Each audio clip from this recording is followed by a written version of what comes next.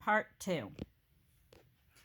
Mortimer House sat high on a hill, with a carpet of grass around it that reached away to the large, beautiful trees beyond. There was a small storage house to one side, with a hen house and yard where several chickens pecked and scratched contentedly. Phoebe followed the long drive to the back of the house, wondering how soon she would meet someone whose name began with T and what she would do when she did. Mortimer House was quiet and calm, quite a change from the busy street. But here, too, war was in the air.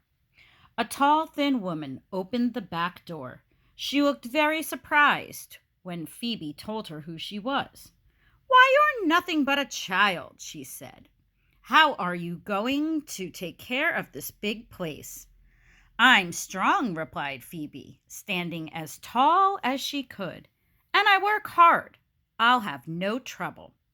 The woman looked at her doubtfully. "Well," she said, "leastways you talk right up. I'm Mary. I cook. This here's Pompey," she continued as a boy about 8 appeared from behind her.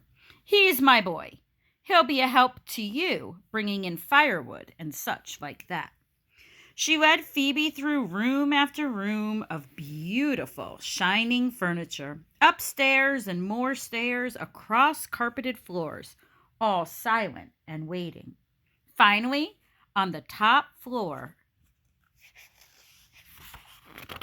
of the house, they stopped before a door that Mary opened into a tiny room. It contained a small window and a narrow cot.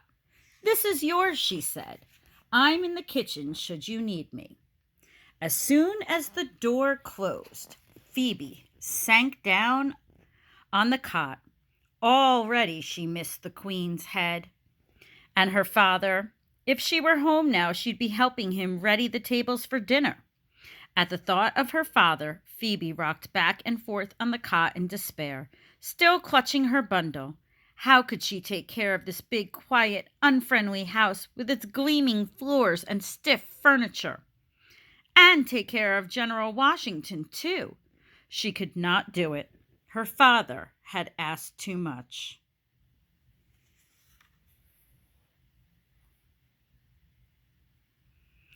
After a while, she stood up and walked towards the window. She could see out over much of the city. Over there was the fort. Here were the harbor and the tall spire of Trinity Church. And could it be? She looked harder. Yes, it was. There, among all the dark brown and black roofs of the other buildings, was the bright red tiled roof of the Queen's head. It stood out like a flag, almost like a signal. And suddenly, Phoebe did not feel so hopeless. She wasn't far from home, after all. She would see her father every day, and she was to do nothing by herself. He had said so. His words came back to her. "I only want you to try, daughter." Phoebe sighed and began to untie her bundle. Phoebe soon settled into her job. The work wasn't as hard as she thought it would be. Mrs. Washington had brought her own quilts and feather beds. It was Phoebe's job to air and turn these every morning, as well as to see the buying of food and the serving of meals. She had to keep the silver clean and shiny and the furniture dusted and polished. She did not have any special jobs to do for General Washington, except to see that his meals were served on time.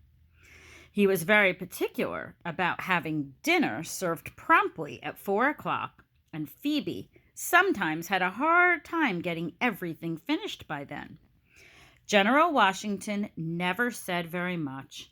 He was tall with a quiet voice. He looked like the kind of man who could win a war.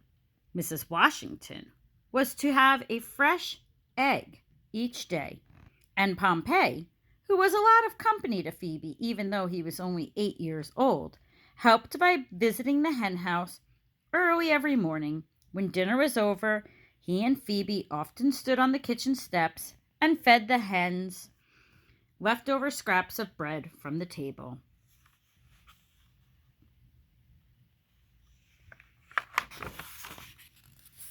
Phoebe was a good housekeeper, but she did not forget why she was there. Day after day, she watched and waited and listened. George Washington came and went. The house was full of people all the time, officers of the army, friends, members of the bodyguard. Phoebe slipped among them, silent as a shadow, as her father had taught her. Whenever she saw anyone talking softly, she stopped to poke the fire, fill their glasses, light new candles.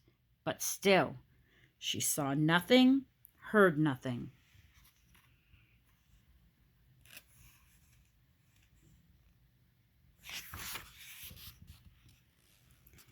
Each day at noon, she took a basket and went down to the waterfront to do the day's marketing. When she was finished, she would make her way to the edge of the harbor and stand looking out over the ocean. No one took any notice of her in her clean apron and cap, a shawl thrown across her shoulders. Nor did anyone particularly notice the man who always came to stand beside her, his curly hair powdered and pulled back, his brown face plump and smiling. The two of them would stand together for a few moments, seeming to talk of nothing important. Sometimes Phoebe would throw out a few crumbs to the gulls, which would gather noisily at their feet. After a time, they would move on in different directions. Phoebe back to Mortier House, Sam Francis back to the Queen's Head. Phoebe never had anything to report. She was particularly careful to watch every member of the general's bodyguard who came to the house. None was called by a name starting with T. They all seemed to be truly fond of the general and laughed and joked with him. Two members of the bodyguard did stand out from the others. One was especially nice. Mr. Hickey was his name. He smiled at Phoebe while she was serving and often came into the kitchen to joke with her and Mary while Mary was preparing the meals. Phoebe was the youngest servant in the house, except for Pompey. When the others were talking, she often felt left out. She was glad to have someone to talk to. Hickey seemed much younger than the other men, not much older, in fact, than Phoebe herself. And he seemed glad to talk to her, too. Like Phoebe, he seemed not to have many friends.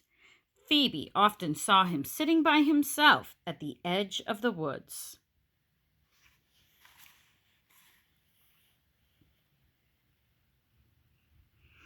Mr. Green was another member of General Washington's bodyguard who kept to himself, but he was not like Hickey. He never spoke to Phoebe at all, even when he saw her in the yard. Phoebe would always say, "Evening, sir," but he never so much as looked at her.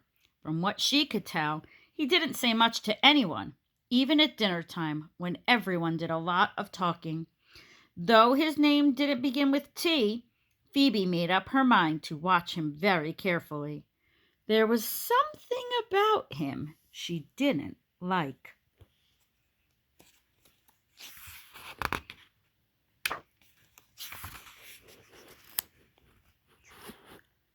One day, when Hickey came to the kitchen, he had a small cloth bag with him. He handed it to Phoebe. "Here," he said, "it's some seed for your precious chickens." Phoebe was surprised. "It's only the king's true men who'll be missing it," he said. "Let's see if your chickens will get fatter from British grain than from American breadcrumbs." Phoebe smiled. She didn't ask him how he had got the seed, but he began to bring it home to her often. Sometimes he would bring it himself. Other times she would find a bag lying on the table when she came into the kitchen. Sometimes there would be a bright ribbon tied around it. Then Hickey would say, "The ribbon's for you, pretty Phoebe. Compliments of King George III." Sometimes there would be a stick of candy inside. Always, he said, stolen from those loyal to the King of England.